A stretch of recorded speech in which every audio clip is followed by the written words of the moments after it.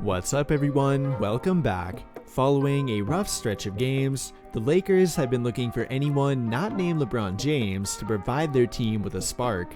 Because prior to their Friday night win over the Toronto Raptors, their only two wins during the month of March have come in games where LeBron has put up over 50 freaking points.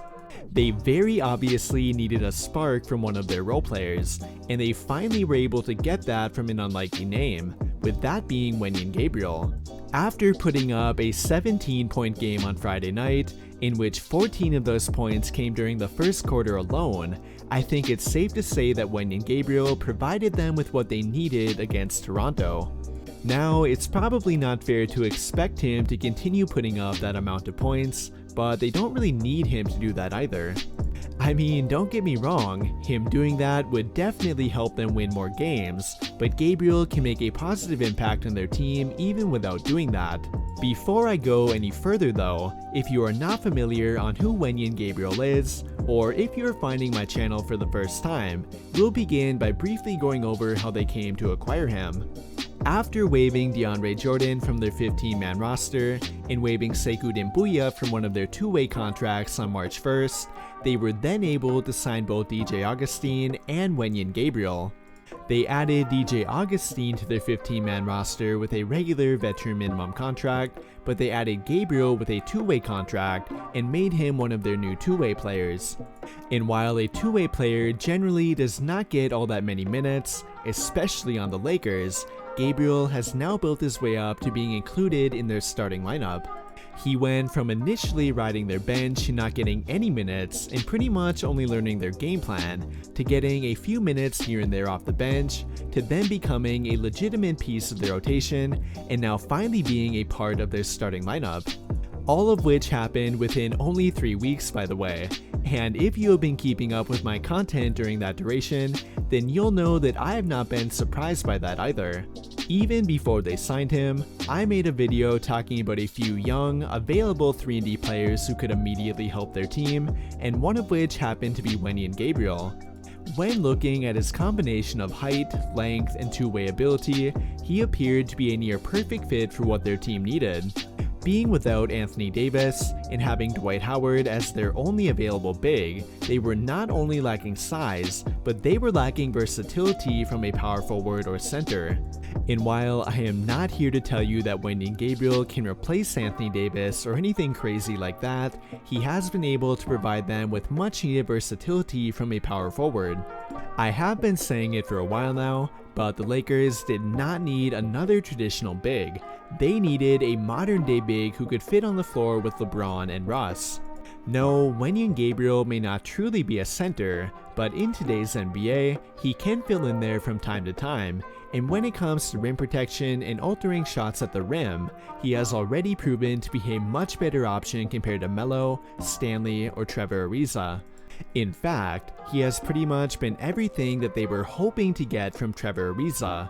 One fatal flaw of the team that they built is that they had very little forward depth and that they relied heavily on Trevor Ariza. They came into the year having only LeBron, Kent Bazemore, Talen Horton-Tucker, and Trevor Ariza to fill that role, but after both Horton-Tucker and Ariza got hurt, their small forward and power forward depth became truly laughable.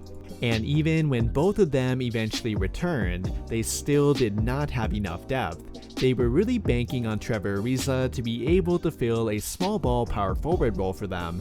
Unfortunately though, Trevor Ariza has finally appeared to be hit heavily by Father Time. He became practically unplayable for them, which led to Stanley Johnson taking over his role. And while they have definitely gotten good minutes from Stanley, especially on defense, he has not been able to regularly fill the small ball center role that they needed to be filled. Nor should he be really expected to fill that kind of role either. He can be great in a small ball power forward role, but asking him to regularly play at center can be a bit much. He is simply not tall enough to alter the shots of bigger players, and he often gets taken advantage of on rebounds, which again, is not really something you can blame him for. But now enter Wenyen Gabriel. He can offer a combination of what they were getting from Stanley Johnson at the 5 and what they were hoping to get from Trevor Ariza. He can match up with a wide array of players like Stanley Johnson can, but at the same time can regularly knock down 3-point shots from the corner and alter the shots of taller players due to his length, much like a younger Trevor Ariza could. That combination of two-way ability is something that they have needed for quite a while now, and while they cannot hope to get a flawless two-way performance from Gabriel every game, he can undoubtedly help them. He will continue to make a mistake here and there, as can be expected from a young player, but more often than not, they are better off with him on the court doing that, compared to a different player who cannot fill the role that he can. And what I like most about what he brings to their rotation is that he can be included in pretty much any lineup combination that they create.